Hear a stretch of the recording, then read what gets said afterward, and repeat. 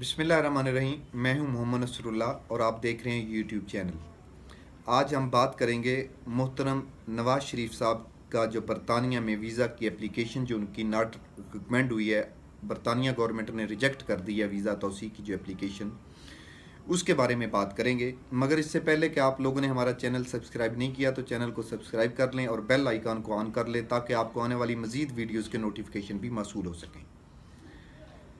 आपको मैं बताता चलूँ कि आप तमाम अब आपके नॉलेज में है कि नवाज़ शरीफ साहब पाकिस्तान के अंदर उनको एक केस के अंदर, करप्शन के केस के अंदर सज़ा हुई और वो जेल चले गए। वहाँ से उन्होंने बीमारी का एक बाज़ाहिर बहाना बनाया और अपने इलाज की एप्लीकेशन देकर वो बरतानिया रवाना हो गए।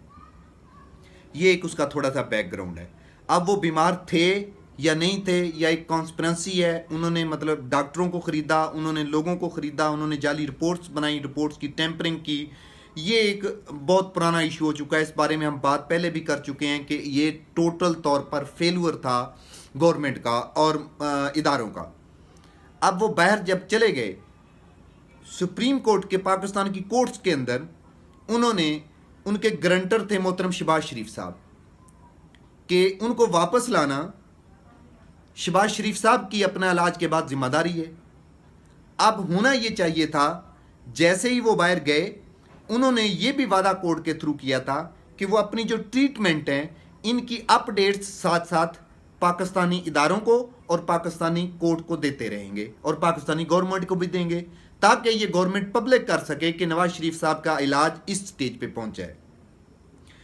ना तो शहबाज शरीफ साहब ने जो गारंटी दी थी वो गारंटी फुलफिल हो सकी, ना इदारों को कोई रिपोर्ट सबमिट हुई, ना उनकी मेडिकल कोई रिपोर्ट मंजर आम पे आई, बल्कि वो उधर होटलों के अंदर, पार्क्स के अंदर इंजॉय करते हुए पाए गए। या जो पाकिस्तान के दुश्मन मुल्क हैं उनके जो सफ़ीर हैं या उनके जो रेप हैं, उनके लॉबिंग फर्म्स हैं, उनके अंदर मुलाकातें करते हुए उनके अंदर इन्वॉल्व पाए गए। जिससे बज़ाहिर जो वो जेस्चर दे रहे हैं, इससे ऐसा लगता है कि उनकी बीमारी का जो कौम को पता चल रहा था बीमारी का एक बहाना है, ये एक ढोंग है, वो 100% ट्रू है। अब हुआ ये, इस सारे पीरियड के अंदर चूंकि नवाज शरीफ साहब जब बाहर गए तो साथ ही कोरोना का भी एक इशू था, उसकी वजह से नेशनल इंटरनेशनल फ़्लाइट्स बंद थी, बरतानिया के अंदर भी इन आउट बंद थी, जिसकी वजह से जो लोग उधर क़याम पज़ीर थे उनके वीज़ों को भी तौसीह मिल रही थी। अब नवाज शरीफ साहब का जब वीज़ा ये है कि उसकी मुद्दत मियाद ख़त्म हुई तो उन्होंने दोबारा इसको एक्सटेंड कराना था। एक्सटेंड कराने के लिए उनको दोबारा पाकिस्तान आना पड़ना था। पाकिस्तान की गवर्नमेंट ने इसका इनकार कर दिया था पहले ही कि हाँ, हम आपका वीज़ा एक्सटेंड नहीं करेंगे, लेकिन अगर आपको ट्रैवल डॉक्यूमेंट कोई चाहिए पाकिस्तान आने के लिए, वो ट्रैवल डॉक्यूमेंट आपको प्रोवाइड कर देंगे। आप उस ट्रैवल डॉक्यूमेंट पे पाकिस्तान आएँ, अदालतों का सामना करें, अपना पासपोर्ट भी बनवाएं, जो आपकी पनिशमेंट है वो भी पूरी करें, जो आपने मेडिकल उधर करवाया है या ट्रीटमेंट करवाई है उसके प्रूफ भी कौम के सामने रखें। नवाज शरीफ साहब इस सारी सिचुएशन से खौफजदा थे।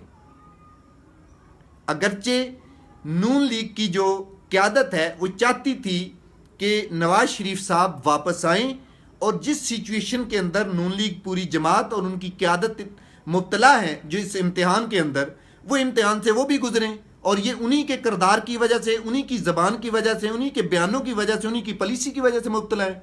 वो हर मरतबा इस तरह करते हैं कि इनको इधर दूसरों के रहमो करम पे इदारों के छोड़कर इदारों के साथ एक जंग का आगाज़ करते हैं और फिर लोगों को उन इदारों के रहमो करम पर छोड़कर खुद फ़ौरन सुधार जाते हैं।